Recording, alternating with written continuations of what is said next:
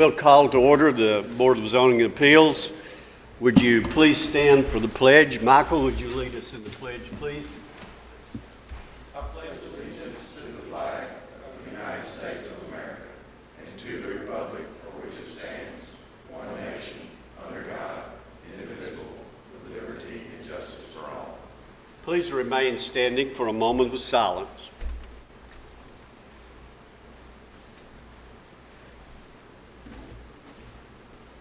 Thank you. Call roll, please. Gary Farley. Here. Veronica Buchanan. Here. Jerry Sartain. Here. Joe Machoto. Here. Michael Rather. Here. Jared Barrett. Here. Zane Cantrell. Present. Have a quorum. Okay, you have the minutes that were mailed out to you. Are there any changes or additions to those minutes? Move be approved, Mr. Chairman. We have a motion that be approved. Do we have a second? Second. All those in favor say aye. Aye. Those opposed, like sign. They are approved. Don't have any old business, any announcements or anything? Okay.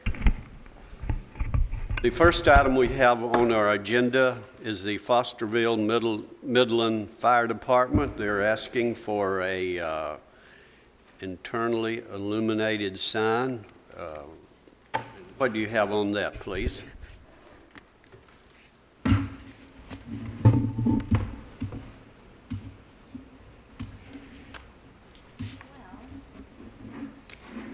Um, 2016-57 is requesting variance relief to allow an internally illuminated sign with automatic changeable area exceeding 25% for property located in the RL low density residential zone. And I have some photos for you, but our presentation doesn't seem to be responding to any commands. This application is filed by the Rutherford County Volunteer Fire Department. The site is located at 2517 Midland Fosterville Road. It is a 2-acre site. And what they would like to do is install a sign that falls within the size limits that is allowed for non-residential signs in the RL district. However, they would like to have internal illumination as opposed to external illumination, and we do allow 25% of the signs in RL districts that are permitted to have automatic changeable copy messages. However, this sign, their changeable copy area that's automatic exceeds that, and it measures approximately 50% of the sign. And you will see in your packets that we included a rendering of the proposed sign, so you can see the sign area, how it measures up against a scale of a regular size gentleman. It does meet the size limitations. We did not receive any calls in opposition of this request, and the only reason that they are appearing before you is the internal illumination and the automatic changeable copy area size. So you can see the sign.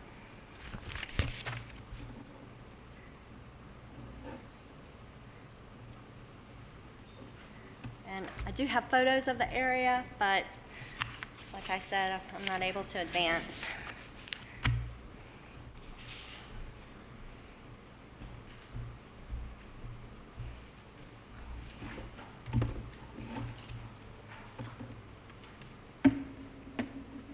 We'll hold up just for a minute. We need to get this projected on the screen behind us, if at all possible.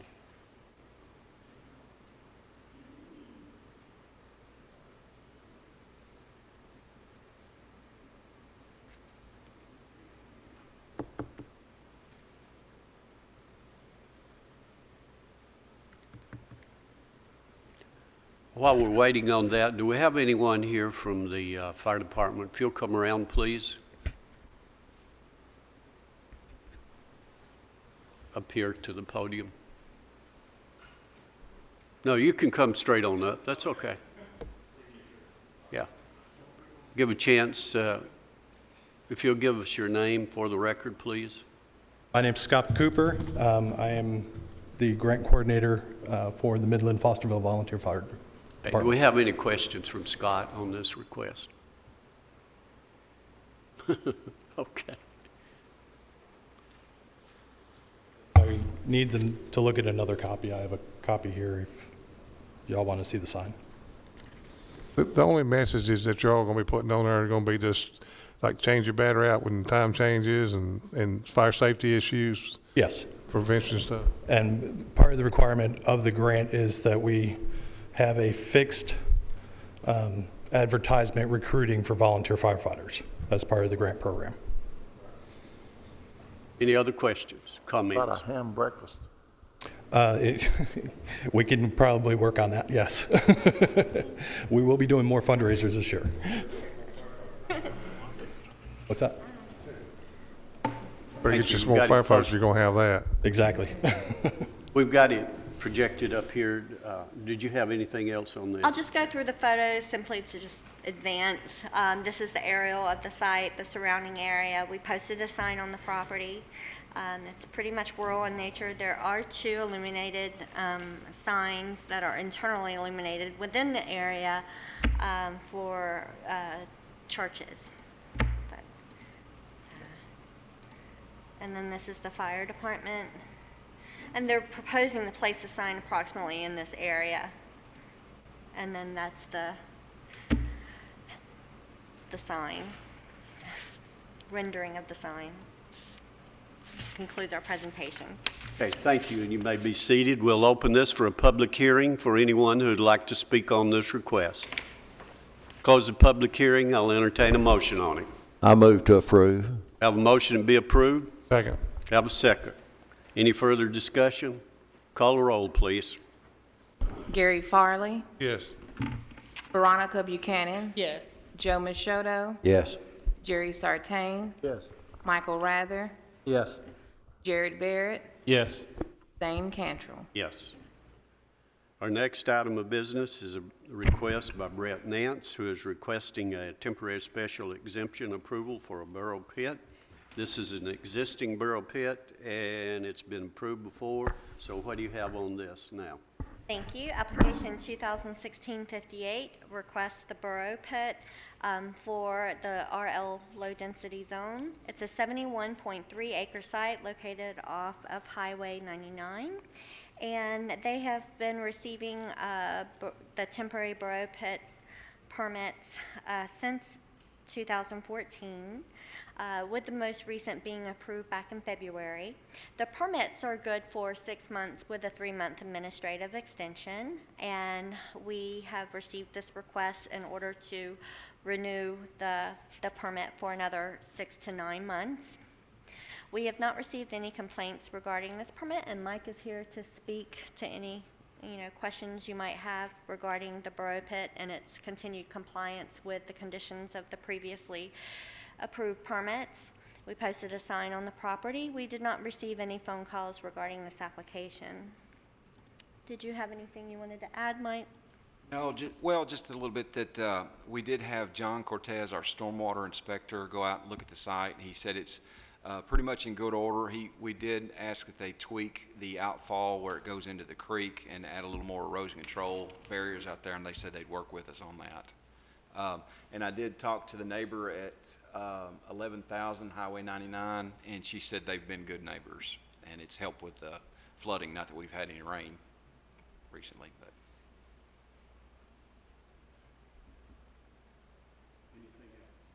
Okay.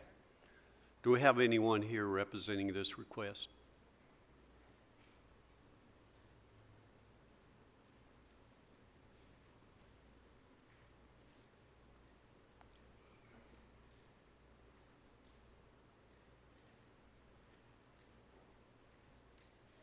Thank you for being here. If you'll give us your name, please, sir. Eddie Nance, I'm representing Brett Nance and Mr. Bob Maxwell. And this is the 3rd time I've been here, and as far as I know, we've never bothered anybody, don't want to bother anybody. We're just asking for another renewal bar pit. Do we have any questions, Jerry? Yeah, how much longer do you think it'll be? I don't know, it's just weather, you know, and way the building's going and stuff. We just got one truck, so that's the reason we've been there as long as we have. 'Cause we don't want to disturb and make a big racket around the community, 'cause we've lived there all our life and we don't want that. So we got one truck and that's all. So I'm saying, I don't know, maybe another year, I hope. Okay, thank you. Any other question? Thank you. You may be seated. We'll open this for a public hearing for anyone who'd like to speak on this request. Close the public hearing. Motion to approve, Mr. Chairman. Have a motion to be approved. Have a second. Call the roll, please. Gary Farley, Yes. Veronica Buchanan. Yes. Joe Machoto, Yes. Jerry Sartain. Yes. Michael Rather, Yes. Jared Barrett, Yes. Zane Cantrell. Yes. The next item is a request by Beverly Richmond, who is requesting a special exemption for a dwelling unit that does not meet the design standards. What do you have on that, please? Thank you. Application 2016-59 is a request involving the RM Medium Density Residential Zoning District. And the applicant, Ms. Richmond, would like to establish an ADU, which is an accessory dwelling unit within an existing detached structure on her property that was recently permitted. The site is less than an acre. It measures approximately half an acre. And because of this, she has to obtain special exception in order to establish a complete dwelling unit within the structure. The structure has been permitted. Apparently, it was determined that it met the zoning regulations.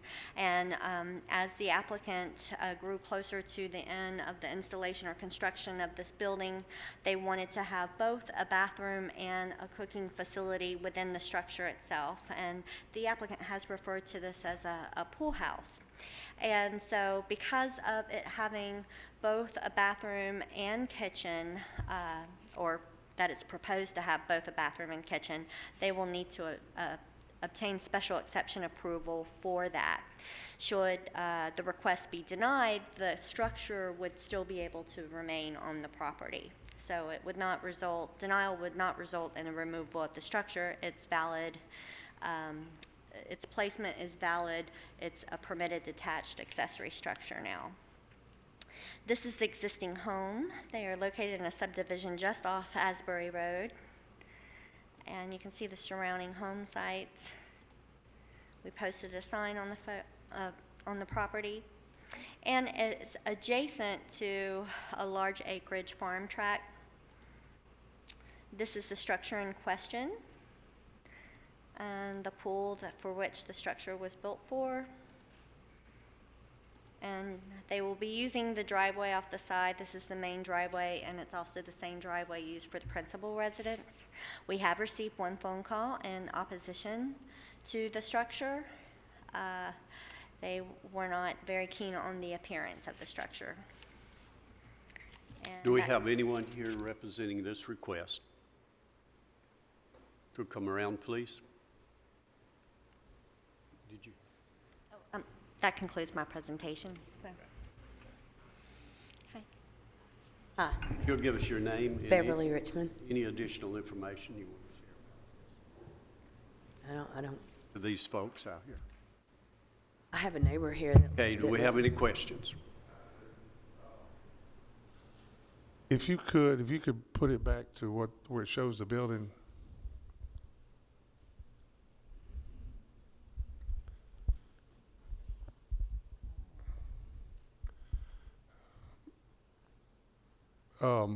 It looks much prettier now. That was under construction, and I have a picture on my phone if you'd like to see it. Well, and the reason I'm going to ask Beverly, we know each other, and so I'm going to call you Beverly instead of Miss Richmond. Yes, sir.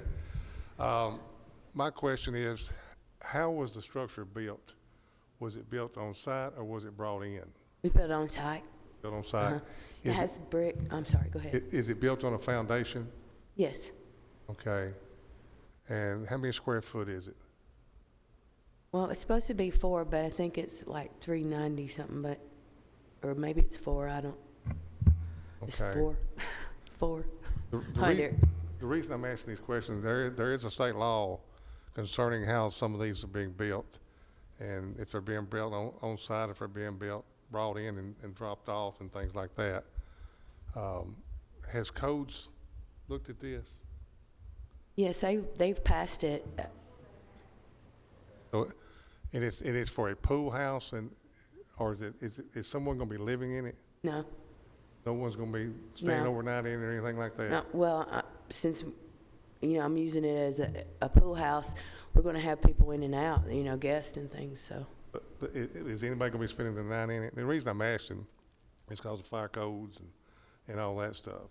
Yeah, somebody, when I have guests and stuff, my daughter lives out of the state, so she's gonna be spending the night when she's in. I think what he's getting at, will this be rental property? No. Well, for someone to be living in it, it's gotta meet residential codes, and my question is, I guess codes, I don't know if you can answer it, but, is this meeting the residential code?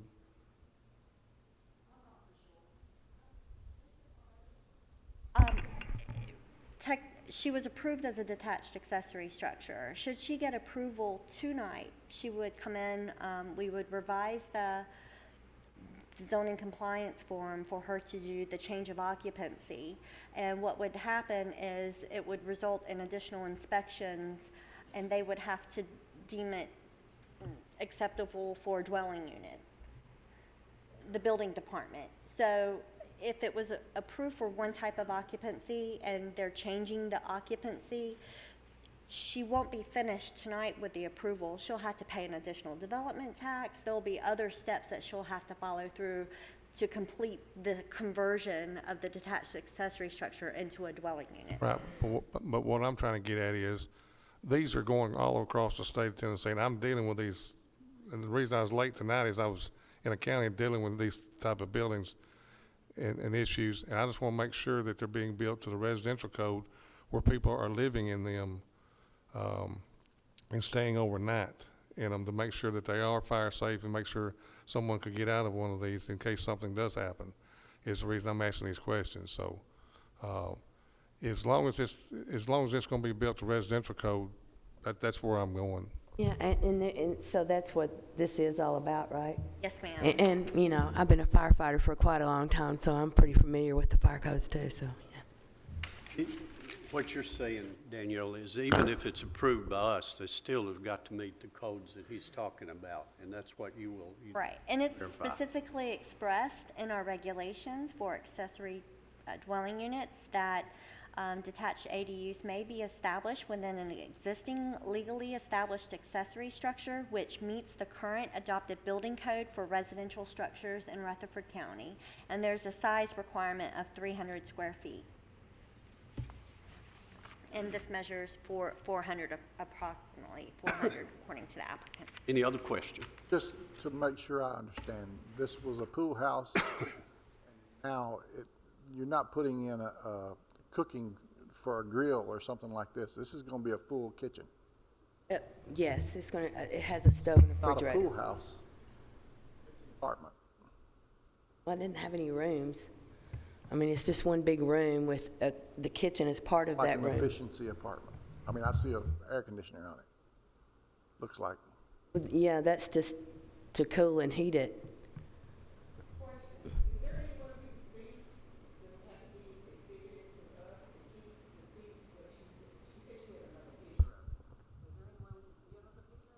I won't be able to place it on the large screen, but if you would like to see it, she could probably walk it around to let you see the photo of it as it's nearing completion. Beverly, is it one big room, or is it any walls in it, inside Well, it? it's a bathroom. There's just a bathroom, there's only walls in it, Right. inside? Okay. Do you want me to show it to you now?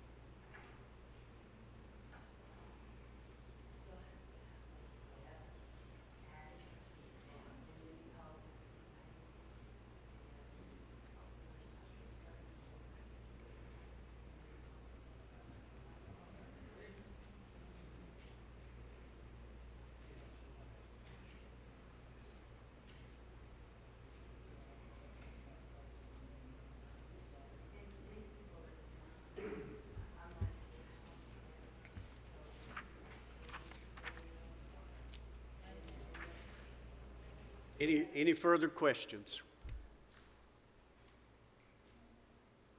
Okay.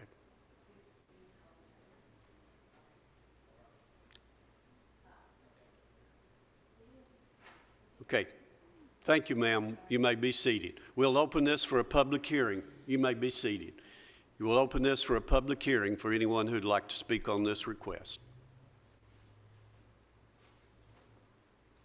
Close the public hearing. We have a motion on it. Mr. Chairman, I make a motion we approve the request. Have a motion to be approved. Have a second. I second. Call the roll, please. Gary Farley, Yes. Veronica Buchanan, Yes. Joe Mishoto, Yes. Jerry Sartain, Yes. Michael Rather, Yes. Jared Barrett, Yes. Zane Cantrell. Yes. Okay, the next item we have is a request by Robert Taylor. This is a request for a special exemption approval for an accessory dwelling unit. And what do you have on that, please? Thank you. Application 2016 is a request for an accessory dwelling unit that does not meet the design standards for ADUs in the RM Medium Density Residential Zoning District. The site is a 5.84 acre site. It's on a large tract. It's adjacent to 840. The location address is 4747 Hickory Lane, and this is Hickory Lane. The site is actually accessed via a 50-foot easement from Hickory Lane through two other parcels, and the site in question is this parcel outlined in red. The applicant would like permission to install a single-wide or construct an accessory dwelling unit on the property to move his elderly father onto the property, closer to him to take care of him. And the applicant, if the additional dwelling is no longer needed, the applicant would like to use it as an agricultural helper's residence. We'll just take you, as discussed in the pre-meeting, the applicant happens to live on the front parcel, which is located directly off Hickory Lane. And then you have this 50-foot access that travels through these properties. There's a double wide and a single wide on this second property.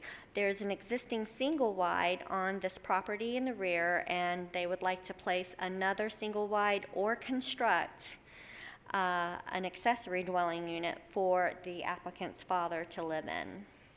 We have received phone calls in opposition to this request concerned about the additional traffic and the traffic that exists on the property. And here are photos of the surrounding area. We posted two signs, one at the end of Hickory Lane where it's a public right-of-way and on the property. And so you can see the sign we posted at the end of Hickory Lane so neighbors would actually be able to see the public notice sign. This is, from what I understand, is the applicant's residence. And adjacent neighbors. This is looking from the property down Hickory Lane toward Sulphur Springs Road. Adjacent properties, and this is, we started, and this is the second property that has the double wide and the single wide on that second parcel. You travel to the back parcel, and then you have the existing single wide there. This is a large tract, and the proposed structure that is of question tonight would be placed on this site. There has been an additional perk site identified on this property. We posted a sign on the property, and as you can see, this is the survey that's been recorded to show that there is a 50-foot access easement that serves this property. You can see the location of the existing residence as well as the proposed ADU on the property, and that might be slightly off, but you will see that you will have the two structures on this property. And that concludes our presentation. Do we have anyone here representing this request? If you come around, please, to the podium, give us your name and any additional information you'd like to share with the board. I'm Bob Taylor, and I'm the owner of the property, and she's pretty well said it. What I had thought, my dad's 88 years old, lives by himself, I'm the only child. He lives in Kentucky, 400 miles away. I've obviously been trying to get him to come here. His health is declining. At some point, he's going to have to do that, or he's going to go to a nursing home. He says he doesn't want to go to a nursing home. So I said, well, let me see what I can do. So this is my exploration into seeing if I can get, I've got plenty of land. Y'all don't have any kind of issues. If you could see the layout, it's tucked way back in the woods there. And What's the age of your father? 88. Is he mobile? Well, not really. He uses this hover round. He can walk a few steps with a walker, but he's, you know. And you reside on this property, is that I correct? do. Mhm. How far would the mobile home be from where you live? Probably, let me think, quarter of a mile, I think, no more than that. I actually, when I went to planning about it, I wanted to bring it up this way some, and for whatever reason, they said, well, we would rather you put it back here. I didn't understand it, but anyway, I wasn't going to argue with them, you know.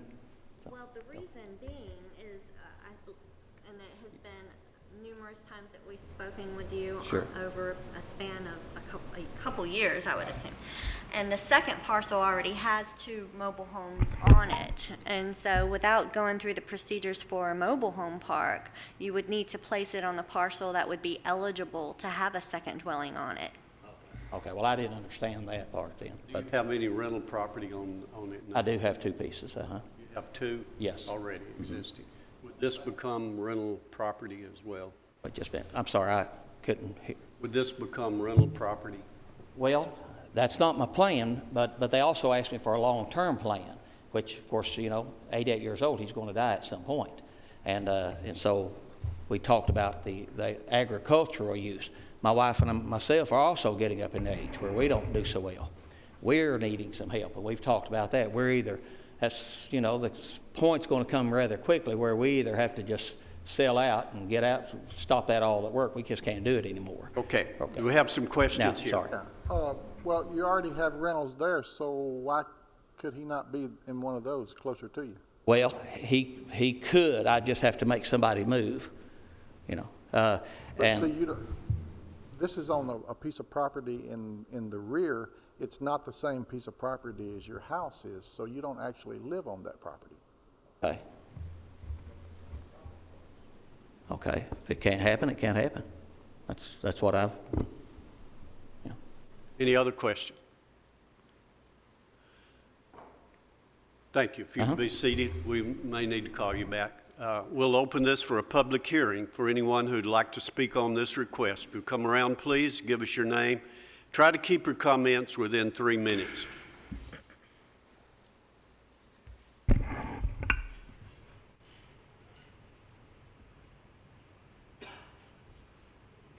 My name's Tom Natras, and my property and Bob's property join. I live right next to him. I've got a petition on the individuals that live on Hickory Lane, that anything that he adds is just more traffic. And I moved there in 1980, and it was a dead-end street, and I wanted to be at a dead-end street where we didn't have a lot of traffic. And now he's got 3 units beside his home that just brings more traffic. And I'm kind of like, the question was, why can't he put them in something he already has without adding more traffic to the people that live there? And it, you know, it's just my driveway and his driveway, but it's just, right now, there's a lot of dust that once you get back there. But if anybody's got a question. Any questions? Thank you. We appreciate But I am opposed. Appreciate you coming. Appreciate y'all's time. Okay. We've got your testimony. Anyone else? Anyone else? Please come forward this time.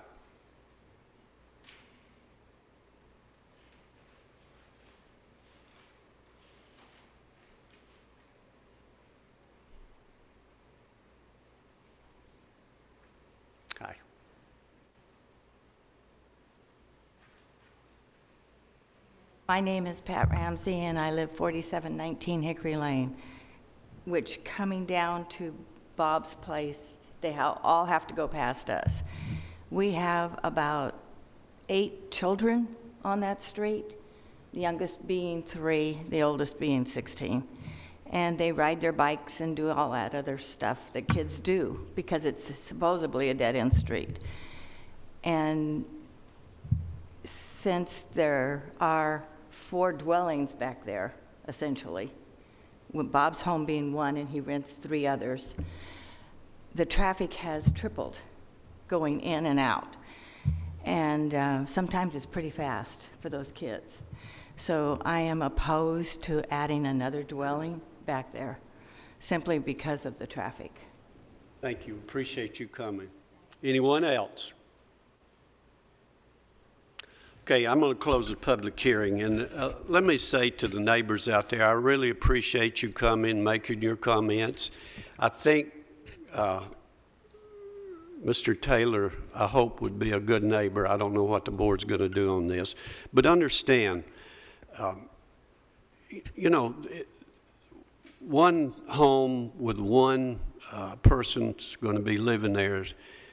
I don't know that traffic would be a major reason that we could really turn this down. But there are other options that we might have. Traffic is just going to be a problem in Murfreesboro and Rutherford County as long as you live here. We all experience it. And I'm sorry that we're having to experience that. But the BZA, if there is a traffic problem out there, you need to really talk to the road board and see if they can help with that. It is the responsibility of the county to maintain safe and adequate roads wherever they are. As far as kids riding bicycles, they should not be riding bicycles in the street. Kids should not be riding in the streets. We hear that quite often, that it's dangerous to kids, and I agree that it is. But parents need to make sure that their kids are placed in a safe environment at all times. And that's I just wanted you folks to know that. We do appreciate what you're saying. Do we have any other comments from the board? We'll close the public hearing at this time. Any other comments? I'll entertain a motion on it. My question is, Jerry just brought up a good point that I'd like to have clarification on. And best I remember, we have turned people down for this by the person not living on the same property that they're adding that additional dwelling. That is a requirement, correct? It is a requirement, and we specifically asked the applicant if they lived on the property. The application was completed indicating the applicant lived on the property. I'm assuming he was just thinking of the collection as a whole and not thinking about there being 3 individual parcels. So he technically does not live on the same parcel as the request we were talking about. Okay, so just one before, they lived on the property for a second dwelling. There's been a couple months ago that someone applied that we turned down because they did not. And I'm just trying to be consistent with every citizen that comes up before here. Is the reason I'm bringing this up. So if there's no other questions, I'll make a motion that we deny it based on that requirement. That he's not living on the property in Right. question. Okay. Correct. I'll second that. Have a second. Any other further discussion? Call a roll, please. Gary Farley, Yes.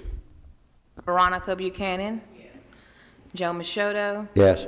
Jerry Sartain, Michael Rather, Yes. Jared Barrett, Yes. Zane Cantrell. Yes. It is denied. Do we have any other business coming before us? No, sir. We are adjourned. Thank you.